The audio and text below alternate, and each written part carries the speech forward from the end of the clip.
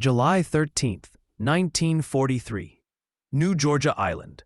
The air was thick with the scent of rotting foliage and cordite. Inside a half-collapsed bunker on Munda Point, Lieutenant Toshihiro Ura pressed the edge of his fountain pen against the damp diary page. The candle beside him sputtered, fighting the jungle humidity. From outside came the muted thunder of distant American artillery, each shell shivering, the candle flame, and scattering droplets of melted wax across the paper. Ura's hands trembled, not from fear, but from exhaustion. Around him, the last survivors of his platoon lay motionless, their faces sunken, uniforms clinging to fevered skin. The air reeked of sweat, blood, and quinine that never came. Somewhere in the distance, a flare rose into the midnight sky, its pale light revealing the outline of the jungle, the same jungle that had swallowed 10,000 men. That night, as rain began to fall through cracks in the roof, Lieutenant Ura opened his diary for the final time. What he wrote would survive him and expose the truth of Japan's war that no officer dared admit. By mid-1943, the Pacific had transformed into a vast chessboard of attrition. Every island, every jungle clearing, every strip of coral reef became a line on the map that armies bled to draw. After the catastrophe at Guadalcanal, Japan's once surging tide had begun to ebb. The Imperial Japanese Navy, once master of the Pacific, now fought only to delay the inevitable. And deep within that crumbling perimeter stood the Solomons, a thin green chain of islands that connected Japan's southern defenses to its central strongholds. The Solomon Islands campaign was not one battle, but a series of desperate stands. When American Marines first seized Guadalcanal in August 1942, Tokyo still believed the war could be won through courage and resolve. Yet by the summer of 1943, reality had shifted. The Allied advance, powered by overwhelming industrial might, was moving northward, one island at a time. Their next target, New Georgia. At the center of that island stood Munda Airfield, the crown jewel of Japan's forward air power in the Central Solomons. From there, Japanese bombers and fighters had struck at Allied convoys, threatening supply lines and delaying the U.S. thrust toward Rabaul. Holding Munda meant holding the line between survival and collapse. Losing it meant surrendering the Central Solomons, and with it, the ability to contest the air. For the Japanese 8th Fleet, commanded by Vice Admiral Gunichi Mikawa, the order was clear: Munda must not fall. Reinforcements were rushed in from Kolombangara and Bougainville, carried by the infamous Tokyo Express destroyer convoys under the cover of night. Among them was Lieutenant Toshihiro Ura's platoon, part of a reinforced infantry company assigned to defend the western approaches to the airfield. Ura was 30 years old, an academy-trained officer who had seen service in Manchuria. He was no idealist, but he believed in the code of duty and endurance that defined the Imperial Army. When his platoon landed on New Georgia in late June, he found a battlefield already collapsing under the weight of disease and starvation. The jungle, thick, steaming, alive with insects and decay, was more deadly than the enemy. Still, orders were orders. His men dug trenches beneath the palm canopy, built machine gun nests from coral and sandbags, and waited for an enemy they could not see. The nights were endless. The airfield lay just beyond their position, its surface cratered by American bombardments that arrived with metronomic precision. Each shell fell as though timed to a clock. In Tokyo, newspapers spoke of glorious resistance. In Ura's camp, the reality was wrought. By early July, malaria had cut through his ranks like an invisible weapon. The rice ration had been reduced to a handful per man per day. promised supply ships never came. The skies above were ruled by American aircraft that turned every daylight voyage into a suicide mission. Yet even amid the misery, Ura kept his diary, an act strictly forbidden by regulation. He wrote not to defy authority, but to record what he saw for whoever might one day understand.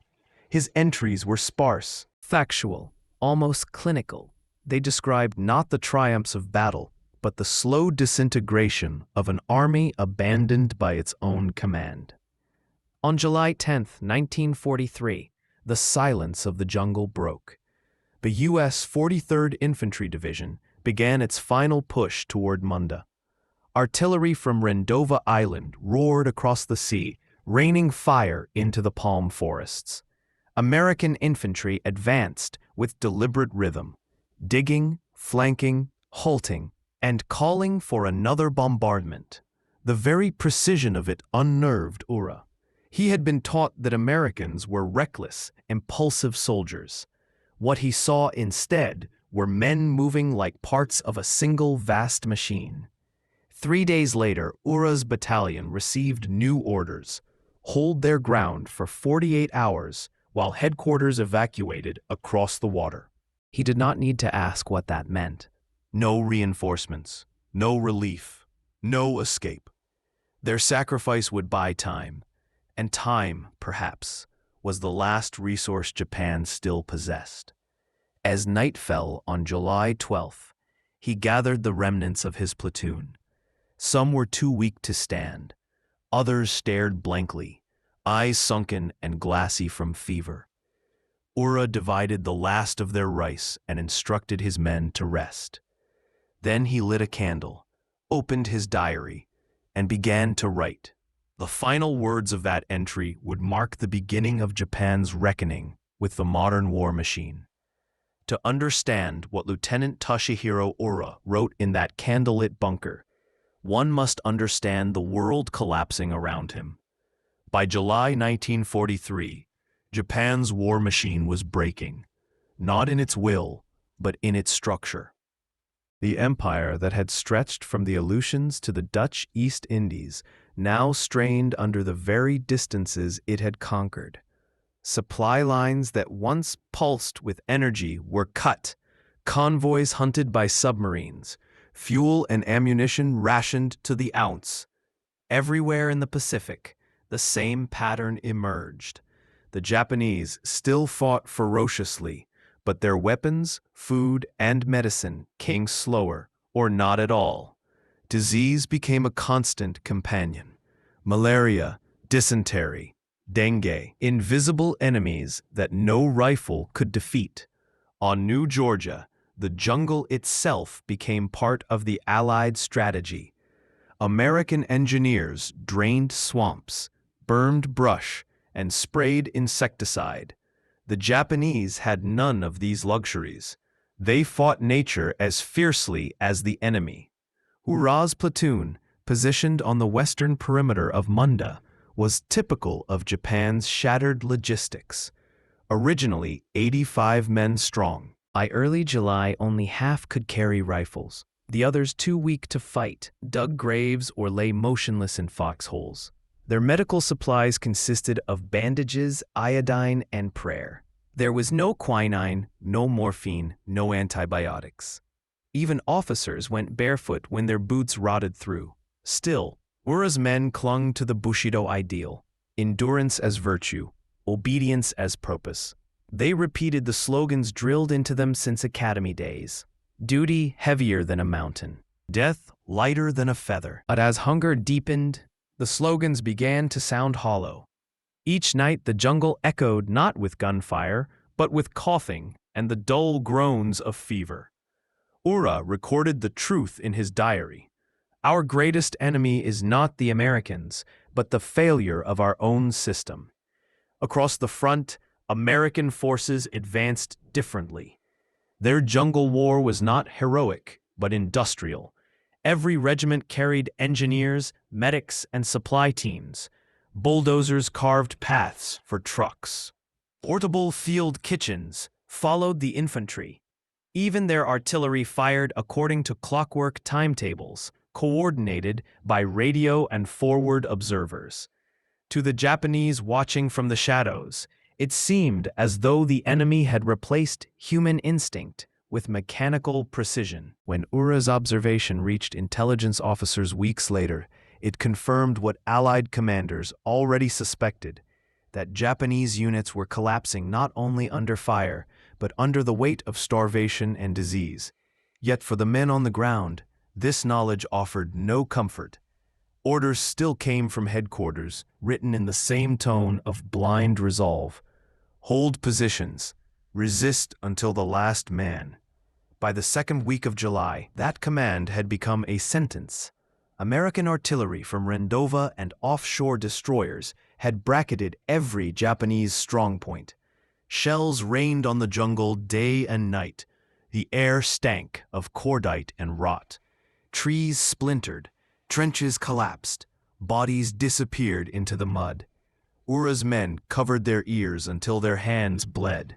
Then, in the brief silences between bombardments, they listened to the enemy's bulldozers crawling forward again.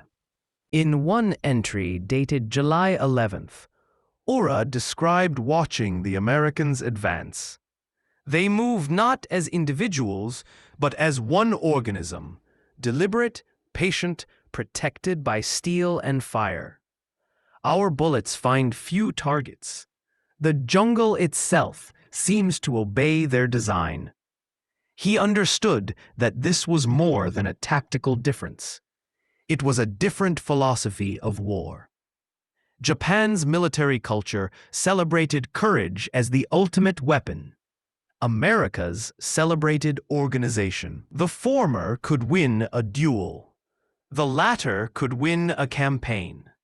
Behind Ura, senior commanders on New Georgia knew the battle was lost, but refused to withdraw. To surrender ground was to admit weakness. Even as headquarters prepared their own evacuation to Kolombangara, they ordered every outpost to hold at all costs. When the message reached Ura on July 12th, he understood it instantly. They would die buying time for others to escape. That evening, he gathered what remained of his unit, fewer than 30 effective soldiers. He distributed the last ammunition, checked their rifles, and spoke quietly of duty. There were no grand speeches, only exhaustion and the dull understanding that courage could not fill empty stomachs. Later that night, he opened his diary and began what would become his final entry. In those lines, written in neat kanji on damp pages, Ura did not praise the emperor or promise victory. He analyzed, he reasoned. He recorded what every experienced officer already knew, but few dared to write: that Japan's faith in spirit could not replace logistics, medicine, and coordination. He predicted that even if the empire won local battles, the war itself was lost, because its systems were failing faster than its soldiers could die. 3 days later, on July 14th, his prediction came true. The Americans launched their final assault on the Munda perimeter. Artillery blanketed the coast for 2 hours before infantry advanced through the smoke. What they found were ghosts, starving men who could barely lift their rifles. Ura was killed by a shell burst near his command post. His diary, miraculously intact, was found weeks later, sealed in oilskin beside his body. That diary would travel farther than any soldier in his unit ever could, across the Pacific, into American intelligence archives, where it would remain locked away for decades. His final words would soon resurface in a world that had long forgotten the men who wrote them. Words that revealed not just how Japan lost the battle, but why it could never win the war. When historians later examined Lieutenant Toshihiro Ura's diary, they realized it wasn't simply the lament of a dying officer. It was a dissection of an entire military culture under collapse. Through his words, 6 intertwined angles emerged: the human, tactical, systemic, psychological, technological, and moral dimensions of Japan's defeat. Ura's writings stripped away the romanticism that wartime propaganda had painted around Japanese soldiers. He described not warriors eager for glorious death, but exhausted, intelligent men trapped by ideology and isolation. His soldiers were carpenters, students, and farmers, many barely 20 years old, sent to die on an island whose name they could hardly pronounce. Each entry revealed the slow erosion of humanity in war. Malaria had yellowed their eyes, hunger shrunk their frames. The once proud infantry of the Imperial Army had become skeletal figures wrapped in tattered uniforms. Ura's notes about their behavior were hauntingly specific. He wrote that by July 9th, the men no longer talked about home or victory. Conversations revolved around food, rice, fish, even weeds. When they dreamed of full stomachs. He observed one private who continued polishing his rifle every night despite being too weak to stand. He performs the ritual, Ura noted, not because he expects to fight, but because it reminds him that he is still a soldier.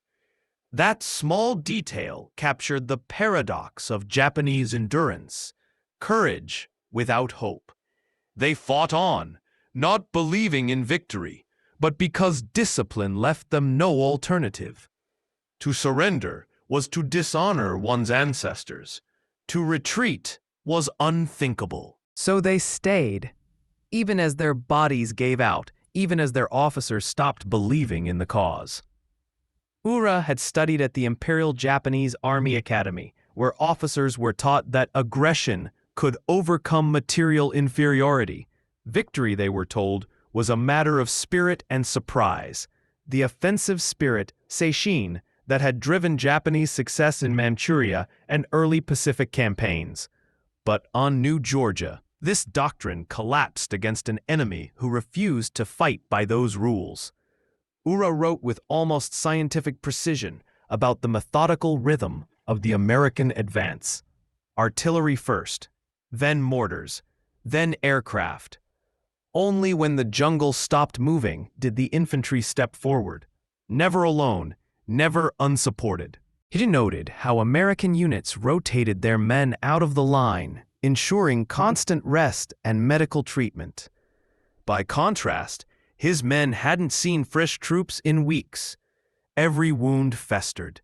Every day was the same desperate repetition of orders without outcome. Ura's realization was devastatingly clear. Japan's doctrine was built on the myth that courage could replace structure. But courage does not deliver ammunition. It does not feed starving men. And it cannot fight through artillery fire that lands with mathematical precision. He wrote, "Our officers mistake courage for logistics. They believe men can live without food if the spirit is pure enough. They are wrong.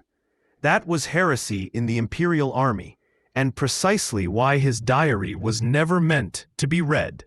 The Americans, in Ura's eyes, represented something almost alien, a civilization that turned war into process. He wrote that the enemy fights like a machine with a human heart. Every function, supply, medicine, transport, firepower, was connected to every other. Nothing was wasted, nothing left to chance. Ura compared this to Japan's decentralized chaos, where communication broke down daily, where entire convoys disappeared without explanation, and where officers made decisions based on honor rather than outcome. He understood, even in isolation, that the Pacific War was not a test of bravery, it was a test of systems. And in that test, Japan was failing catastrophically. When American intelligence translated these passages, analysts noted their chilling accuracy. Ura had independently identified what U.S. planners themselves saw as the key to victory: integration, the ability to make every part of the military feed and sustain the other. His words became a mirror, reflecting Japan's central flaw: an empire that could conquer but not maintain, command but not supply, fight but not endure. Among the most painful sections of Ura's diary were his descriptions of morale, not sudden collapse, but slow disintegration. At first, the men endured discomfort with stoic silence. Then came fatalism, then detachment. They began volunteering for suicidal tasks, not out of zeal, but because it was easier than starving slowly. Ura noted that leadership had become impossible. Soldiers obeyed mechanically, but without belief. They no longer responded to patriotic appeals. Only immediate survival mattered.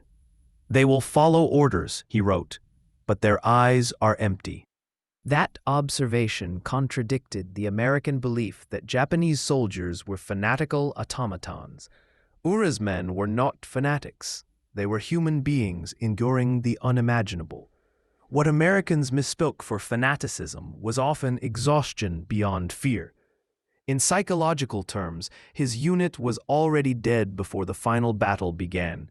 The diary's pages made clear that the greatest collapse wasn't military, it was moral. The system had demanded faith, but delivered only suffering. Each of these angles built toward one brutal realization: Japan's war in the Pacific was unsustainable. The empire had built its strategy on the courage of individuals, but it was systems, the cold machinery of logistics, planning, and adaptation that would decide the outcome. And in that silent jungle, Lieutenant Ura had seen the future, the slow, inevitable unraveling of the old order. In the jungles of New Georgia, Lieutenant Ura witnessed something that unsettled his understanding of warfare. Technology had changed the nature of courage itself. The Imperial Japanese Army had entered the Pacific War with 19th-century assumptions about valor. It still believed that the will of a soldier could overcome any obstacle, that a bayonet charge or a final banzai could break the enemy's spirit. But Ura's diary described how modern warfare had rendered that idea obsolete. He wrote about the American artillery with near-scientific fascination. Their guns, he noted, fire like clockwork. Each explosion lands where it is intended. It is not chaos, it is mathematics. He observed that the Americans never fired blindly. Forward observers marked each target, radios transmitted coordinates instantly, and gunners adjusted within seconds. It was warfare conducted through precision, not passion. By contrast, Japanese artillery, when it existed, fired preset barrages based on guesswork. No radio coordination, no feedback loops. The result was waste, shells exploding in empty jungle while American units advanced untouched. Ura realized that the Americans had done something profound. They had industrialized accuracy, and in doing so, they had eliminated the chance for heroism to make any difference. Even the simplest American technologies, water purification tablets, mosquito nets, canned rations, represented an invisible advantage. To Ura, these were the real weapons of war. They kept men alive long enough to fight. He wrote bitterly, "Their soldiers drink clean water, ours drink fever. Their wounds close, ours rot. They have learned that victory begins not with courage, but with sanitation." The statement reads like a confession and a revelation. In a single paragraph, he defined why Japan could never win. The Americans didn't merely have better machines. They had systems that allowed those machines to work together, multiplying effectiveness across every level of command. Ura's insight foreshadowed the modern doctrine of systems warfare. the understanding that wars are not won by who shoots first, but by who sustains the fight longer. Ura's diary also chronicled the quiet breakdown of leadership in the imperial army. He described orders that made no sense, officers who clung to procedure while their men wasted away, and a chain of command paralyzed by delusion. Japanese doctrine demanded obedience unto death. Initiative was viewed with suspicion. Questioning orders was insubordination. The result, Ura wrote, was paralysis. Units held positions long after they had lost strategic value. Commanders refused to retreat because doctrine forbade it. Entire companies were annihilated defending hills that no longer mattered. When Ura received the order to hold Munda Point for 48 hours, he immediately recognized it as futile. His men couldn't even stand. The order wasn't tactical. It was ceremonial, issued to preserve the illusion of discipline while the high command escaped. He noted, "We are to die for the shape of the map, not for its meaning." It was one of the most chilling lines in his diary. The realization that his life and the lives of his men had become tools of appearance. His writing revealed another truth, that leadership in the Japanese army had become divorced from reality. While American officers adapted constantly, Japanese leaders clung to outdated doctrine and superstition. Honor had replaced analysis. Sacrifice had replaced logic. American analysts who later read the diary noted that Ura's critique was remarkably modern. He understood that leadership must serve results, not ideology. In his own quiet rebellion, Ura had already become the kind of officer Japan desperately needed: rational, self-aware, unblinded by myth. But in a system built on obedience, men like him were doomed to die unheard. The final pages of Ura's diary were not about weapons, tactics, or logistics. They were about conscience. He wrote that the real tragedy of war wasn't defeat, it was waste. The waste of intelligence, the waste of potential, the waste of men who could have built Japan's future, but were instead buried in jungle mud. He confessed that he no longer believed in the war's purpose. The empire's rhetoric of divine destiny now felt hollow. "We have mistaken sacrifice for success," he wrote. "We call death victory because it is the only thing we can still achieve." This was not treason, it was honesty, the rarest kind found in wartime. In those final entries, Ura's tone shifted from despair to clarity. He seemed to understand that he was witnessing the death not just of an army, but of an idea, the idea that national will alone could conquer modernity. He concluded that the Americans had not won because they were morally superior, but because they understood reality. They had built a military that reflected how the world truly worked, through organization, logistics, and mutual reliance. In his final lines, Ura wrote that courage without system is only tragedy delayed. He prayed that future generations, Japanese or otherwise, would learn from their failure. By the time the diary ended, it had transformed from a soldier's journal into a philosophical document. It was not just a record of battle, but a manifesto written in exhaustion and clarity, one that diagnosed Japan's collapse from within. And that diagnosis would become painfully evident just days later, when the battle reached its violent conclusion. The fall of Munda Point, the hour Japan broke it. It was July 25th, 1943. The jungles of New Georgia had become a nightmare of smoke, mud, and decay. For weeks, torrential rains had turned the terrain into a living swamp. American artillery thundered without pause. Every shell screamed through the wet air before exploding into soil and flesh. Lieutenant Kazuo Ura crouched in his foxhole, could feel the ground vibrating beneath him, not from one explosion, but from hundreds. Each minute, the horizon flickered like lightning. He wrote in his final entry, "We have no sky, only fire. The earth trembles like a wounded beast. The air stinks of rust and rot." The Japanese defense of Munda was collapsing, though few dared to say it aloud. Communications were gone. Rations had run out. Wounded men lay unattended, whispering prayers that were drowned out by the next barrage. Every morning, American aircraft strafed the tree line. Every night, their artillery renewed its thunder. The soldiers who had once spoken of the Emperor now spoke only of water. By late July, the Americans, mainly the U.S. 43rd Infantry Division, had advanced to within a mile of Munda Airfield.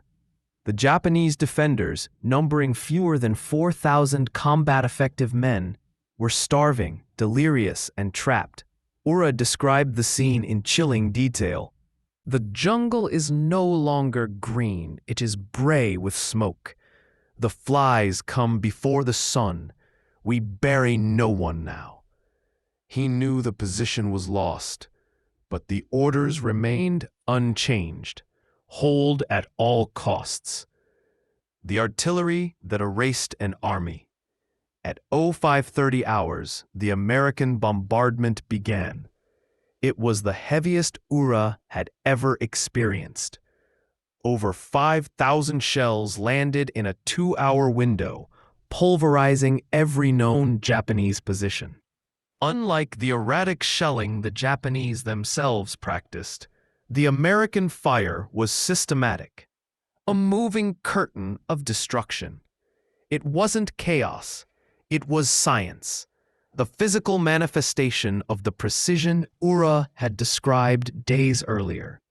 Positions vanished without a trace. Entire platoons were reduced to fragments of uniforms and twisted steel. Ura's diary survived only because it was sealed in an ammunition tin. When the bombardment ceased, the jungle fell into an eerie silence. Then came the sound of boots. American infantry, moving cautiously, bayonets fixed, following the craters like breadcrumbs. Ura's men opened fire, but the resistance was symbolic. Their rifles jammed from humidity. Ammunition was nearly gone. Many fired blanks, simply to die with dignity. The Americans pressed forward, coordinated by radio, covered by light tanks and flamethrower teams.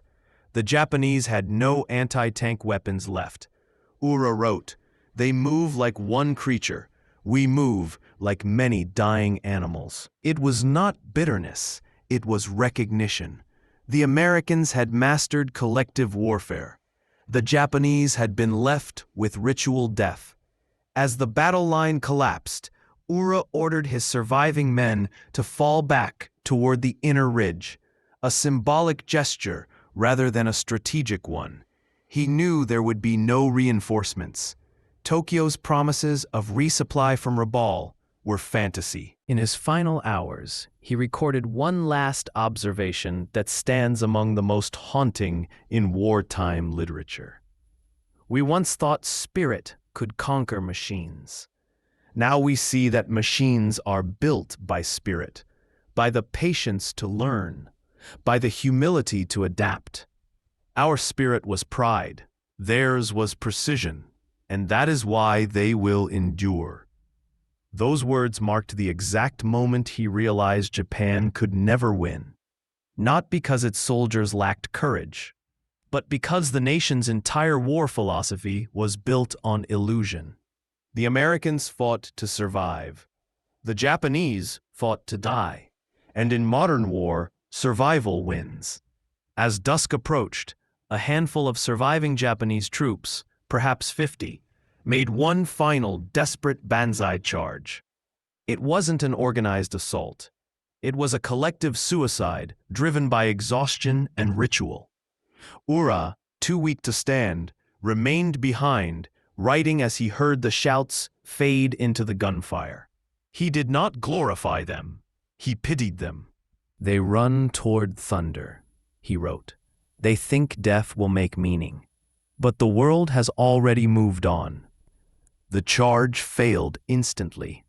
Machine gun fire cut through the attackers within seconds. When silence returned, it was total. By midnight, the American flag was raised over the airfield. The Battle of Munda was over, but Ura was still alive, barely. He wrote one final note before his hand gave out. The war is lost, but perhaps in loss we will remember truth. Those were his last words. His body was discovered days later, buried by rain and debris. His diary sealed, preserved, and recovered by an American patrol. That diary would later be translated and studied, not as propaganda, but as a mirror, a human voice admitting defeat, not in battle, but in belief. The fall of Munda was not just a tactical loss. It marked the psychological breaking point of the Imperial Japanese Army. The myth of invincibility had ended, shattered by the very industrial, methodical warfare Japan had underestimated. Ura's death symbolized that moment of reckoning. His diary became, unintentionally, Japan's obituary for its own illusions. After the fire, the death of a doctrine. When dawn broke over Munda Airfield on August 6, 1943, the smoke still lingered above the jungle. American engineers began clearing debris, bulldozing wrecked bunkers, and marking craters with white stakes. Beneath the mud lay thousands of Japanese dead, unburied, unnamed, unseen. Among them was Lieutenant Kazuo Ura. His body was discovered in what had once been an observation pit. Next to him was the waterproof ammunition tin that preserved his diary, a diary that would outlive him by decades. To the men who found it, Ura was just another fallen officer.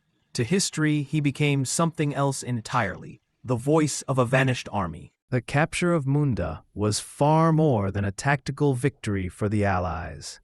It represented the first successful American offensive in the Central Solomons, the critical link between Guadalcanal and Bougainville. With Munda Airfield operational, American bombers could now strike Rabaul, Japan's largest forward base in the South Pacific. The entire Japanese defensive perimeter, the so-called absolute defense line, began to unravel. Tokyo had called the Solomons the shield of the empire, but by August 1943, that shield was full of holes. For the first time, Japanese planners in Rabaul realized they could no longer defend every island. Their supply lines were severed. Their transport ships were sunk before they reached the beaches. The Imperial Navy, once the terror of the Pacific, was now tracked in its own strategy of attrition. The fall of Munda forced a new, grim doctrine: delay. Don't defend. From that moment on, Japan would no longer fight to hold territory. It would fight merely to slow the inevitable. When Ura's diary was translated by U.S. Army intelligence at Guadalcanal, it stunned the analysts. Most captured Japanese documents were formulaic, full of slogans, empty of reflection. But this one was different. It was methodical, unsentimental, almost scientific. One American translator, Lieutenant Harold Shapiro, described it in his report. This officer writes with the mind of a professional soldier, not a fanatic. He is not begging for death, but dissecting it. In defeat, he shows more clarity than most men show in victory. Military analysts cross-referenced Ura's notes with their own observations. Every claim he made, the 60% malaria rate, the failure of supply convoys, the lack of medical treatment, matched what American medical and intelligence teams were documenting across the islands. Ura had not exaggerated. He had recorded Japan's collapse from the inside. For American strategists, the diary offered something priceless, proof that Japanese morale was crumbling, not from combat, but from starvation and systemic breakdown. It changed the way the U.S. approached the rest of the Pacific campaign. Instead of launching frontal assaults, they tightened the noose, cutting supply lines, bypassing strongholds, letting isolation and hunger do the work. It was systemic warfare, exactly as Ura had described. His enemy had learned from him, even in death. Within weeks of Munda's fall, the Imperial Japanese Navy abandoned New Georgia entirely. The remnants of Ura's division, or what was left of it, were ferried under cover of darkness to Kolombangara. There, too, they would be bombed and starved into retreat. By October, the Japanese line had collapsed all the way to Bougainville. Each withdrawal left behind the same story: diseased men, broken supply chains, and futile orders to fight to the last. But now, even Tokyo began to realize that the last was coming faster than anyone had imagined. In strategic meetings at Rabaul, officers argued over the new doctrine.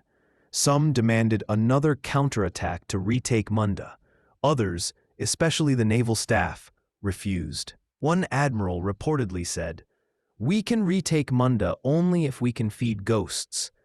It was a moment of rare honesty, one Ura would have understood. Munda's capture marked the beginning of the end for Japan's control of the South Pacific. Each new American base, Munda, then Bougainville, then the Marshalls, extended the reach of U.S. bombers. Each step pushed Japan closer to home. Within a year, the Solomons were lost entirely. By mid-1944, American B-24s were bombing Truk and the Marianas. By 1945, the skies over Tokyo would burn with the firestorms Ura had once heard in miniature over Munda. His small bunker, this final candle, had foreshadowed the fate of the entire empire. After the war, Ura's diary remained sealed in the U.S. National Archives, labeled simply "Captured Japanese Personal Effects, Munda Point Sector, New Georgia, July 1943. It was rediscovered in 1967 by a historian researching morale in the Pacific campaigns. When it was finally published in translation, the reaction in Japan was profound. Many veterans saw in Ura's words a validation of their own suffering, the truth they had never been allowed to speak during the war. The diary stripped away the myth of glorious sacrifice and revealed the machinery of neglect that had consumed an entire generation. It became required reading in several Japanese military academies during the 1980s, not for patriotism, but for humility. A single officer, dying in a jungle bunker, had written what Japan's high command never dared admit: that courage without structure is suicide. Modern historians now regard Ura's final line as one of the clearest expressions of 20th century military truth. The side with systems will defeat the side with slogans. It has been quoted in military journals, used in NATO strategy lectures, and cited in leadership courses around the world.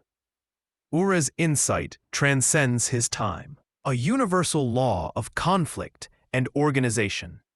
The tragedy, of course, is that he had to die to prove it. When Munda fell silent and the jungle began to reclaim the trenches, nothing of the Japanese position remained. Only bones, rust, and the faint outline of bunkers buried under vines. But in that silence, something else endured, a lesson written not in victory or glory, but in failure understood. Ura's candle burned out long ago, but the light from his words, cold, precise, and unflinching, still burns on. The war that consumed Lieutenant Toshihiro Ura ended 2 years later, on September 2, 1945, aboard the USS Missouri. By then, Japan's cities lay in ruins. Its armies were gone, its empire dissolved. But long before Tokyo Bay, long before Hiroshima or Nagasaki, one man in a jungle bunker had already seen the truth of that ending. He had understood, in the most personal, painful way possible, that wars are not lost in great battles. They are lost in systems that fail long before the first shot is fired. Ura's final words, written by candlelight on July 13, 1943, were not those of surrender. They were those of awakening. He wrote that Japan's soldiers were not defeated by lack of courage, but by the arrogance of leaders who mistook faith for structure and sacrifice for strategy. His insight was not about one war, But about every war that would follow.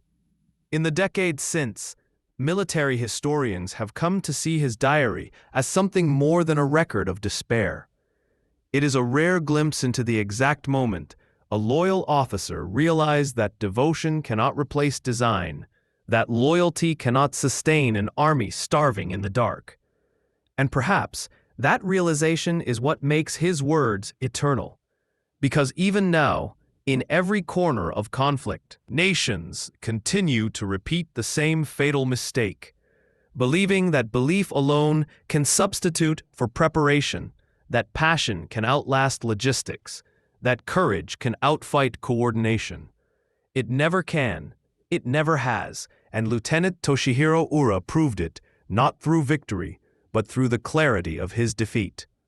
In that bunker, surrounded by dying men, he did not curse his fate. He wrote, he recorded, he tried to understand, and through that act, he achieved what his commanders never could. he told the truth. Today, his diary rests in a climate-controlled archive in Washington, D.C. But its message belongs to the world. It reminds us that even in war, perhaps especially in war, truth is the rarest form of courage. If this story opened a new window into the Pacific War for you, if it made you think differently about what really wins or loses wars, take a second to honor that courage by subscribing to this channel. Your support helps us bring more unheard voices and lost truths from the Second World War to light. Up next, 2 more stories of soldiers whose final moments revealed what strategy books never taught. Click the videos now appearing on your screen to continue this journey through forgotten history. Because history isn't just about who won, it's about who understood why.